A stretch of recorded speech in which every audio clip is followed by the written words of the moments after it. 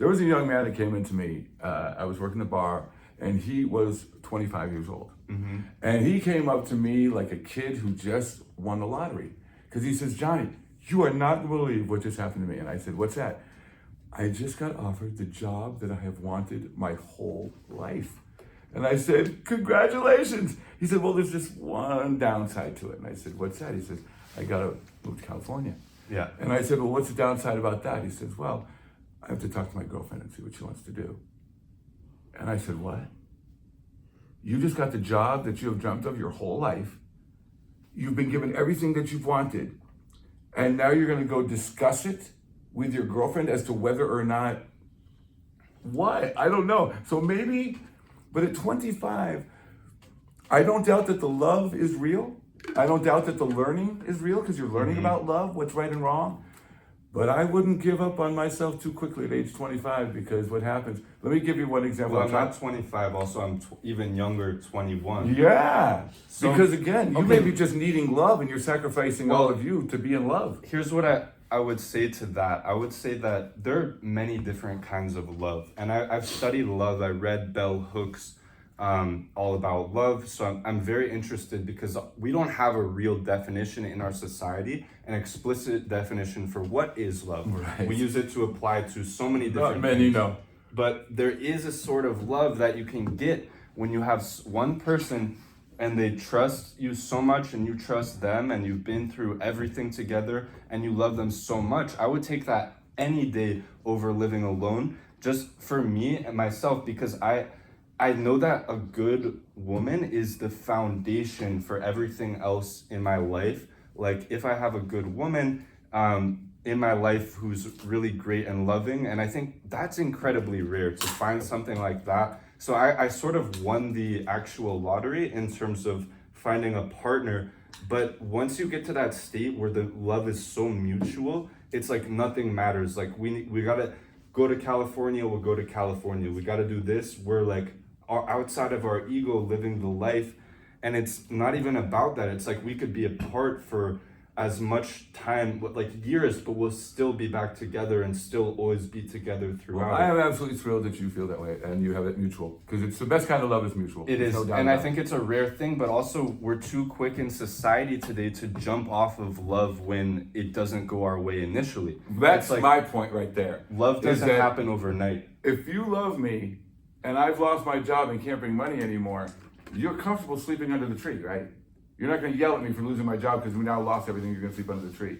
Well, I definitely don't see myself in a romantic situation. No, but I'm just being general now. Because what Yes. happens is, because I did not perform the way that I did, I guess the love disappeared because I Yeah. was thrown away. Yes. So when I did not perform, like what I would tell you now is that I am done with performative based love. I get that. I big. love Bell Hooks you. talks about it. I love you. Yes. So I want you in my day. I want you in my life. I want you in my house. I don't need you to be perfect.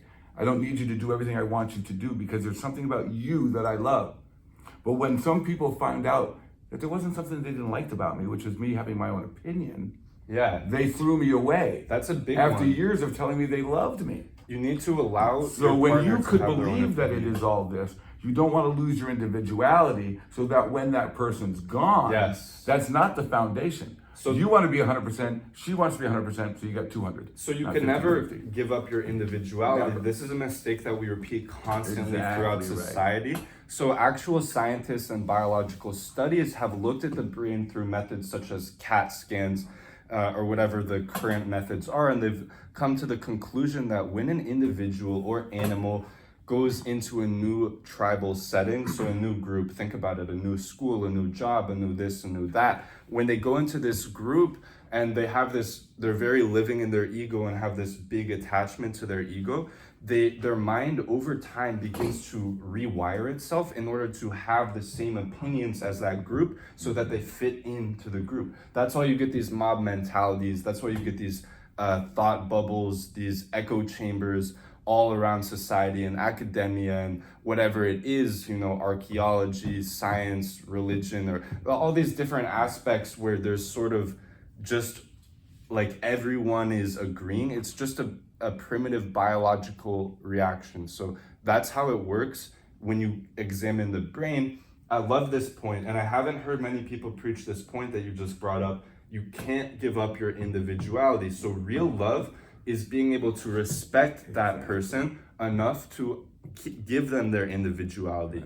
That's what it's about. And if I'm a musician and they want me home at 5 p.m. for dinner every night, that's not going to work. Because again, they've got a perception to compromise and work something out, and like explain that. That's the big one with the relationship, is just explaining things to them. So many times we retreat into our own heads when we're getting into fights or arguments with our significant other, and we don't want to tell them exactly what's going on because we think that magically they should know. So it's like we have to be constantly telling our partner everything. Give them the raw data. That way you can actually be yourself around them if they know all your deepest secrets and whatever. That's also what I'm doing with this, documenting every aspect of my mind so that I don't feel like I'm ever hiding something from anyone in any situation. That's another big foundation for how I live the rest of my life. When I have nothing to hide, I have no secrets. You know, it's like I'm an open book. Well, but careful though, because I remember I was an open book with my wife. But if you want to go read the black and white book about it, it's up at the courthouse in Maine. So what happened? Tell me about that. Well, I'm just saying like that when I told her about things that happened to me as a young person. Yes. Or things that were in my heart, to bring them up as weapons in a divorce later. Yeah. So when I told my sister about that, I said, well, I thought marriage was full disclosure. I mean, that's what I thought it was. My sister, who was married for 35 years, said, John, what makes you think that? I mean, I love Bill, and I've been married to him for 35 years, but he doesn't know 100% about me. Well, you have to, and that's why I would actually discourage... So you have to be able to know as an individual that you're allowed to have anything, something to yourself, and you don't have to share it. I don't know about that, because I think you'll never be fully comfortable. But what happens, though, when, like I would say, when my brother was diagnosed HIV positive, back in the 80s, his doctor told him, Michael, don't share this with anyone who will not support you.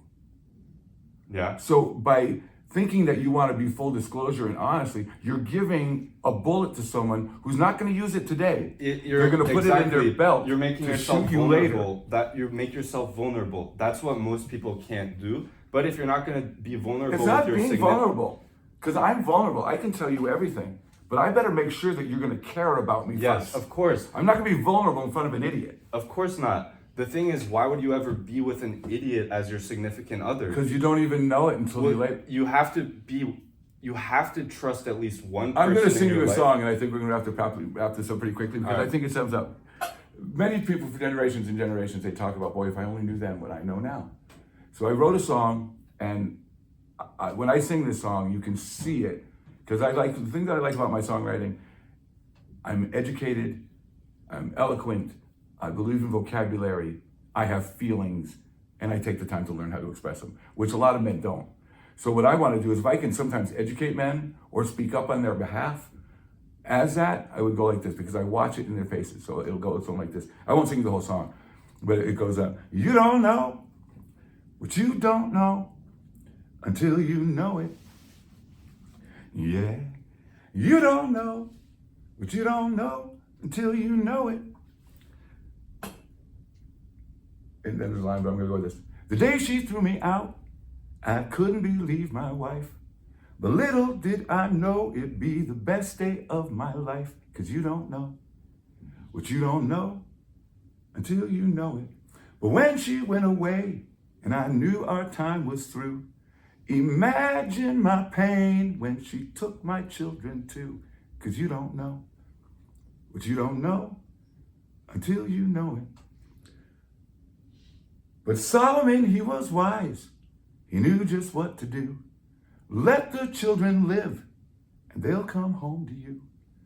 And when that moment comes and my time on earth is done, I'll thank God for my faith in his one and only son. Because you don't know what you don't be a fool to think you know it all. Because you don't know what you don't know until you know it. Okay. You know? So like when I sing that first verse, people always go, oh, this is gonna be a funny song. Yeah. It turned out to be the best day. But when I go, I didn't know that she was gonna take my children and tell them that I threw whatever. So can I ask you about that relationship? Give me a timeline. When did you become, because you obviously became vulnerable to her to feel this way at some point. Absolutely. So when was that in the timeline? Immediately. I never thought immediately, because I never thought anyone that beautiful would ever fall in love with me. So this is a mistake that I've made in the past and that many people in life make. You don't become vulnerable immediately to someone, because how could you ever No, I know? didn't become vulnerable. I was vulnerable. Yes, but that's the same mistake. No. When you don't think that someone's going to love you, I entered into the relationship thinking that no one would ever find me lovable. Yeah, that's how it is for everyone. Right? Okay, but I didn't become vulnerable. I just was. Yeah, exactly. So she seized upon that. So for example, but that's not her fault. That's just what not happened. her fault. But don't jump into something immediately, because that's infatuation. That's not love. You have to give something a long time to breathe. And I used to think that love was that immediate thing. Real love comes after years of knowing But didn't you someone. just say that you were like a full disclosure kind of guy? Yes. So does your girlfriend not know everything about you right now? I mean, eventually, yeah, now she knows everything. And but how long have that you been took together? years. That took 2 years to get to that point. Well, 2 years is not years. But I get what you're saying. To be vulnerable. I'm just saying that I didn't know I was vulnerable. Yes. But when she's looking for someone to mold, to fit into her way, I didn't know, because she was disguising it as love. You can't blame her, because people will do what they do. I'm not blaming her. Yes. I'm just saying that her issues, and like I always say, I came from a dysfunctional family. Yeah. She came from a dysfunctional family. But we both wanted to be a functional family. Mm-hmm. So it was all pretend until we couldn't pretend any longer. But you don't think there was any point along that time when you could have zoomed out and said, this isn't something real? And also, was that your first real time being in love with a woman? Yes. So I think that's the mistake there. It's like, if you don't fail quickly, you're gonna lose. You have to fail quickly. Well, I didn't fail. Well, again, I didn't even get involved until I was 23. But you got married to her, and it was the first 23. woman you ever loved. Not the first woman I'd ever loved, but first one I've ever had a relationship with, certainly. I think that was it, a loving relationship. I think it does boil down, and I respect your situation. I'm not trying to cast some judgment, but I'm saying, looking back at my own life, like my opinion on love has shifted dramatically through life. Right. And I'm like, the relationships, when I look back, when I fell in love or infatuated immediately, and like tried to get wrapped up into something, it's always, there was never a real connection there, and I discovered it later. Then the one time, it's like I give something a couple of years to breathe. I decided I'm not gonna jump into things anymore. I learned that real love takes time, and it will come eventually if you just give it that space. Well, for me, I think where it was real with me was being vulnerable. I didn't think I was smart, but she told me I was smart, so I believed it. Yeah, so I didn't think that's I an was unfortunate sexy. situation. So when she called me sexy, I believed it. Yes. So now, no, what you think of me doesn't matter half as much as what I think of me. So like I would say, I'm not that good looking, but I'm sexy as hell. Yeah, I think And I'm the only one who needs to believe it.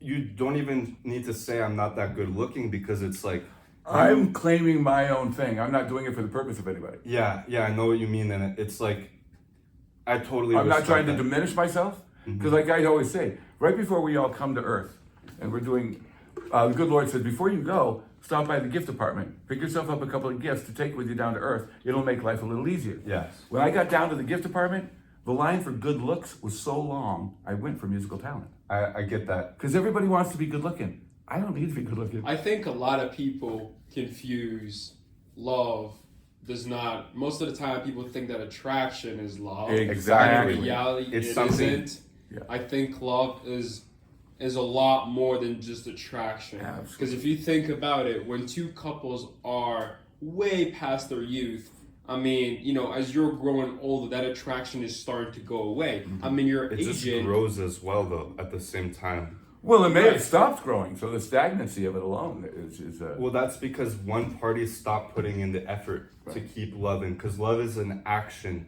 It's a verb as well as it is a noun. Absolutely. You have to be actively loving, every day, loving yourself, and especially your significant other, or just the people. But what you happens though interact when with. you are raised,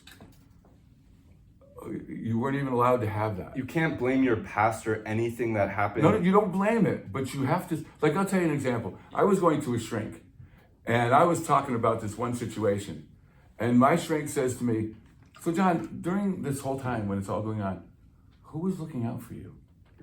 And I turned my head and I started to cry. And when I turned my head back, I said, I don't have problems crying. I don't have problems with tears. I just don't know those tears. Yeah.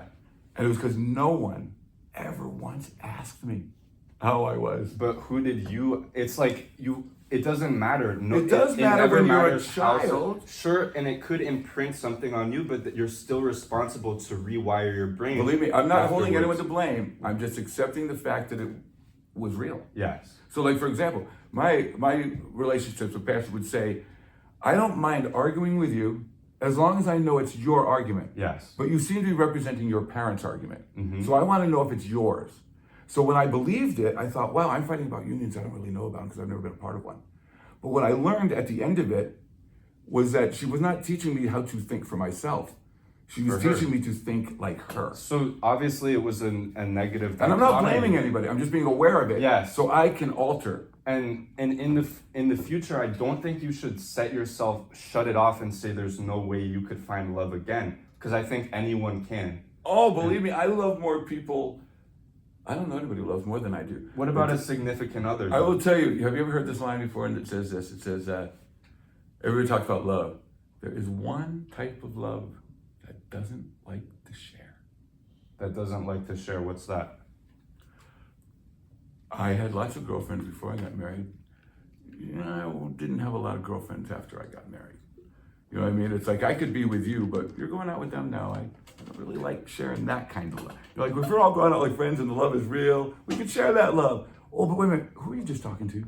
Because I love you and you love me, right? Who are you talking to over there?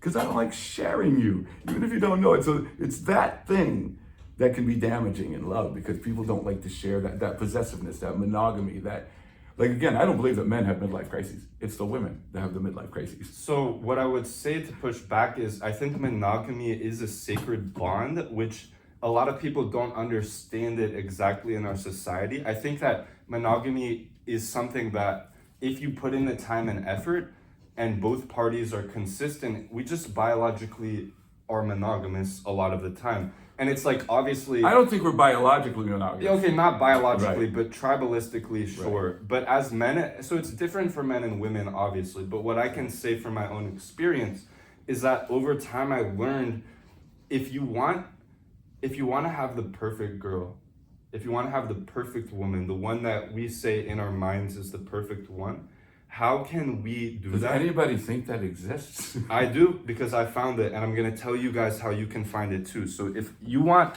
I'm not looking for one, so I don't know if I need to I think hear. we all are at all times. So I'm saying, if you have this idea of the perfect woman, right, that you want to be your girl, you have to be the boyfriend or the husband that she would have. So think about this ideal you have, and think about, like, and I'm talking not radically shift yourself, but all positive things. So you have to think, like, what would she want? She would at least want you to care enough to be monogamous. Like, if I you- would think that she should first care whether or not you opened the door for her. What about you? Because you're not gonna let your girls sleep with a bunch of No, other I'm just guys. talking about it doesn't even get to the point of monogamy at that point. For me, like I said, I believe in monogamy, but not because it's right, because it's because of trust. Yes, trust. It's not because I think that you shouldn't have sex with other people. Yeah. It's that I need to trust you. Yes. So once you lied to me about it, now I can't trust. Because when you just cheated on me, I'm still gonna love you tomorrow, and that's what sucks. Why does But that I'm suck? never- You just because- get over it. Why Well, not? Good for you. I'll watch you get over things quickly. Yeah, like If it doesn't happen. for people with a certain mindset, but the mindset I'm projecting is remove yourself from your ego, and then you can look at a certain situation. So your girlfriend just cheated on you, and tomorrow you'll just get on with it. Probably, Okay, if good. that ever happens. You are a better man than I am. And again, it goes to that love that doesn't like to share. Well, because- why can't you be that man too? No, Why I do you think care? that if they told me that they wanted to, they were going to, whatever, but why if they did you do didn't? it behind my back? Why not? Because it's a trust. I don't mind that they do it. It's a trust that you didn't tell me, that you didn't It's lie. a trust, but then what if we say every time we cheat as men, which can happen potentially, what if she just leaves and walks out? Why I would hope that she would. Okay, but I wouldn't. I think that love is built over time. I don't think it's something where it's like Not from abuse though, and I do think it's abusive Well- when you are Well, what is abuse in this context? Because is our ego abused or are we abused? Is our spirit abused or is it No, the ego? I think it's all abuse because you should not have mistreated someone that cares about you so much. Right. I personally kind of somewhat agree. I think if you've been with someone for such a long time, you've built these feelings and you've built this connection and deepened the growth. I think, you know, when someone does leave you or cheats on you, this is like in a way where it just like it hurts your feelings deeply. As a human, though, that's your human side being hurt by that. That's No, not because your my spirit. human body isn't. Maybe my brain is, but It's my not your heart is spirit. hurt. Why? Because someone wants to sleep with someone else? No, but no, it's because like if someone that you love died, your heart would hurt, right? It would hurt. just get over it? It would hurt for a second, but I always get over it. It's like it maybe hurts if I choose to latch on to my primitive animal mind. If I'm rejecting that animalistic intention and ego, and I zoom out, it's like they wouldn't want me to care. They're not at, like my friends died, a couple of them recently, and I'm thinking like they're not looking down at me saying, Ben, I want you to spend your time sad about No, I it. agree with you on that. I'm thinking they're more like, no, like you should keep chasing your path and still love us, and there will be time to worry about things after we're gone. Right. Like who knows? But right now, I'm not gonna worry about anything that Right. happens in life. I'm just gonna go for it. No, I believe I applaud that. I applaud that. I applaud Thank you. you. I applaud you. I Thank applaud you. And I applaud you too. because John. I'll tell you honestly, we're all going to learn what we learn when we learn it. Exactly. The key I I would still have just- much to learn. The key offering is again, I like all of it. I love you three, truly. You're I all think- really good men. I think those who have a harder time moving on, I've had a lot of friends who had a harder time moving on from breakups, and Right. we've seen them a lot often. Right. Yes. I think soon enough, when Elon Musk comes out with the chip, I think they'll be able to move on a lot faster. Yeah, of course. No, well, I'll tell you something. This is what I always Rejecting think is people that is there was a young girl. There was 4 people at the bar one time, and they were talking about. I was talking about something, and they kept looking at the girl with everything that I had said, and she had said, "I just broke up with my boyfriend," and she started to cry in front of me. Okay. So wait a minute. So I said to her, "Let me tell you something. If you're crying, it's because you invested into that relationship. Yes. If he is not crying, he didn't invest half as much, because he's going away unaffected." Okay.